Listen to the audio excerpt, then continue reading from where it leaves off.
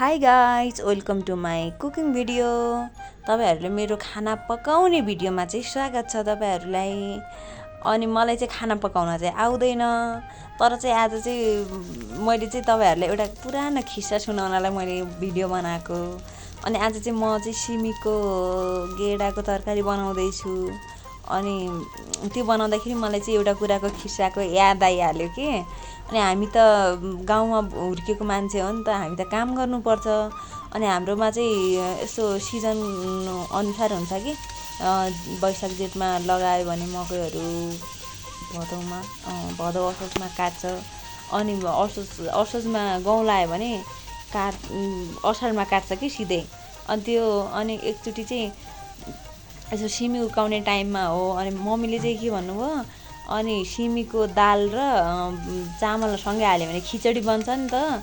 अनि मम्मीले चाहिँ के भन्नुभयो भने दाल र सिमी पकाएर दाल र भात पकाएर चाहिँ खिचडी बनाइ सँगै पकाएर अनि म चाहिँ सिमी उकाएर आउँछु भनेर सिमी उकाउन जानुभयो। अनि मलाई चाहिँ अब दिमाग त त्यस्तै हो कि भएको थियो खै। अनि मैले चाहिँ के गरेँ, सिङलै नपिसेर सिङलै सिमी र भात पकाएँ। अनि पछि अब त त्यो भनेको कामहरू नगरेपछि त साँझ मेरो हालत के भयो होला साथीहरू, त्यो तपाईँहरूले बुझिहाल्नुभयो होला। मम्मीको रिस कस्तो थियो होला, अनि आमाहरूको रिस कस्तो हुन्छ तपाईँहरूलाई थाहा नै छ। पछि आएर खाना खाउँ, खाना भन्नुभयो। अनि खाना निकालेर बाहिर ल्याएको त खाइहालेँ, कति कुटै खाएँ अब भन्न चाहिँ मिलेन। अनि त्यही भएर यस्तो बचपनमा चाहिँ के साह्रो यतिसम्म हो, सानो सानो काम अडायो भने पनि नलाग्ने कि मन नलाग्ने के भएको खै।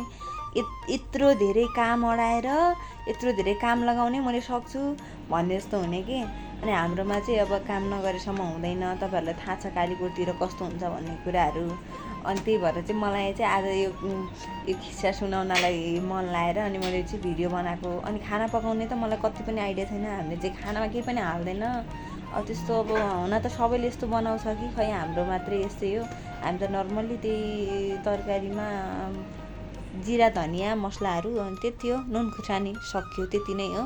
अनि आज चाहिँ हाम्रोमा चाहिँ गेडाको तरकारी र रोटी बनाएको थियो। अस्ति ठुलममले उताबाट पठाइदिनु भएको थियो, बर्दियाबाट पिठो पठाइदिनु भएको थियो। अनि त्यो चाहिँ रोटी, आज चाहिँ रोटी खाने भनेर मैले रोटी पकाएँ। अनि हाम्रो एउटा म्याडमलाई चाहिँ रोटी खान मन नलागेर फेरि भात पकाउनु पर्यो। आज चाहिँ दुई बहिनीलाई दुईवटा खाना। अनि त्यसपछि खानामा गेडाको तरकारी र भात र रोटी बनाएँ। अनि यही हो हाम्रो खाना। अनि कस्तो लाग्यो साथीहरू मेरो cooking video. Thank you guys watching my video.